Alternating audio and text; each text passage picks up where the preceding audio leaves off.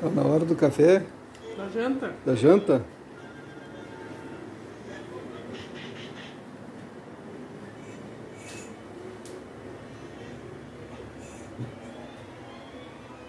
Olha aqui.